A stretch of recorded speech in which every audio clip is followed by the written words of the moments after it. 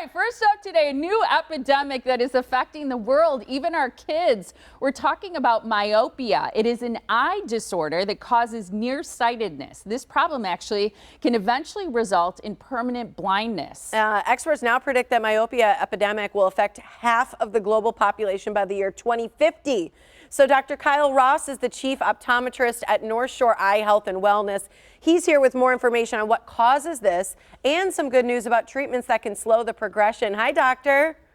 Hi, good morning. Good morning. Thanks for joining us. We haven't talked about this on the show, and I'm super interested. I'm nearsighted. Is there a difference between someone who just has a regular nearsightedness that they sort of gradually have once they're kids, or somebody who's born with it? Are they different?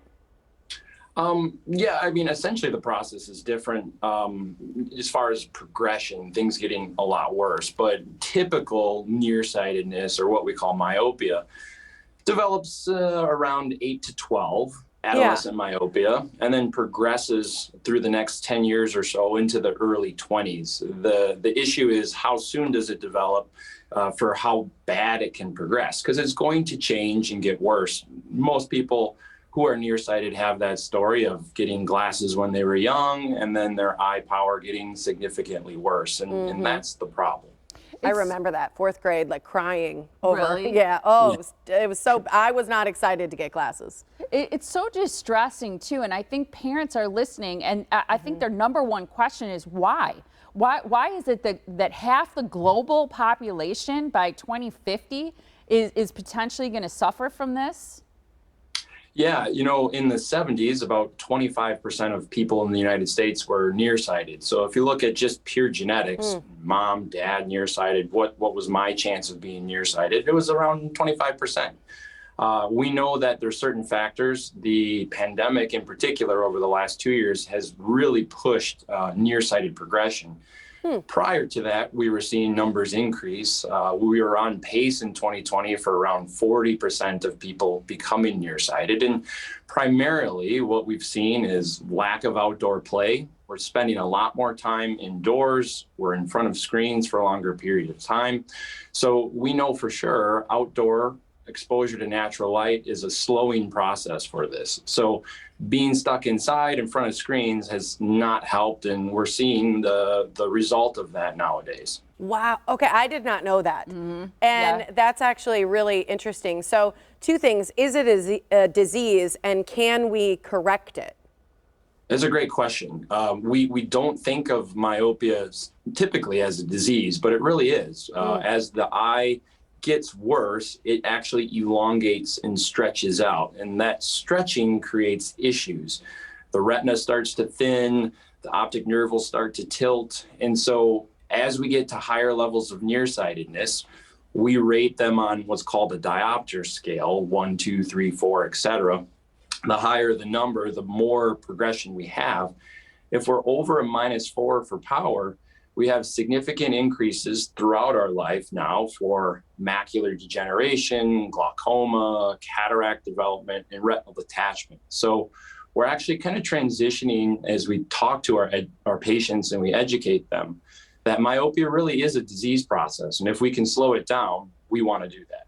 Yeah, and Dr. Ross, I was reading about it, and there's actually conversation now about, is it an epidemic or is it rather a pandemic, which is a fascinating conversation, especially in light of the past few years.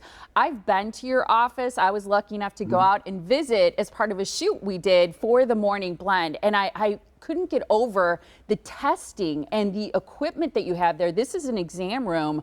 And before you even get to that room, there you are, smiling with your cute little patient. But I was so impressed, doctor, by what you can evaluate, whether it's children, I brought my teenagers, young adults, because we're all experiencing different problems. Adults too, because I've been there. My husband has been there. I want to talk about a little good news, if you would, and tell us, with all the testing and evaluation you can do, what sort of treatment options are available for this? Because our executive producer brings her daughter to you too, and she's had this fascinating eye treatment that's truly helping. Yeah, you know, correcting nearsightedness, back when you and I were kids, it was getting glasses and getting stronger and stronger and stronger prescription, right, every year. Now we have three really unique opportunities to take a child who's developing nearsightedness and significantly reduce that stretching.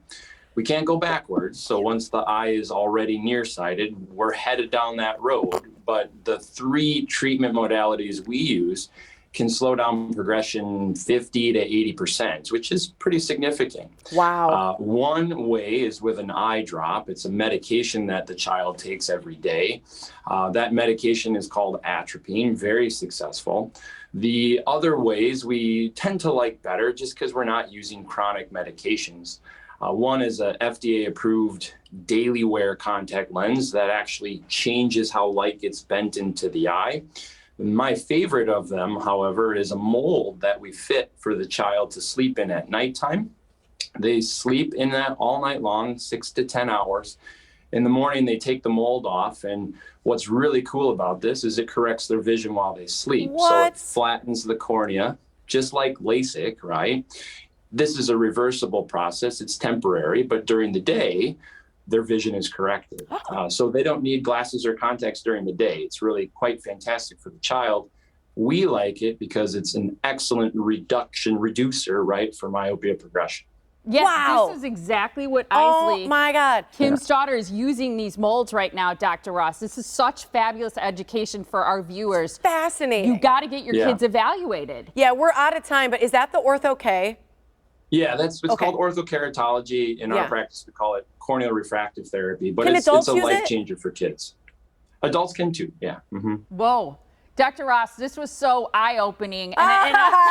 Seriously, though, I knew you were going to see what you're saying. No, it was great stuff. Thank you so much for joining us today. Absolutely. Thanks for having me. I'm happy to talk about myopia. Oh, that was fascinating. Such an important conversation. I think we blew people's minds along with you gotta opening come their back. eyes. Yeah. All right. Thank you so much, Dr. Ross. And if you call North Shore Eye Health and Wellness, be sure to mention the Morning Blend. You will receive a free myopia control consultation for your child to determine the best treatment option for them. Seriously, this is good, important stuff. The number is 262-421-4412. Or for more information about myopia control, you can visit their website, northshore-eye.com. I just hope he doesn't get so busy that I can't see him anymore. I gotta see him. I'm blinder than a bat. I'm a -7. I can't see a thing.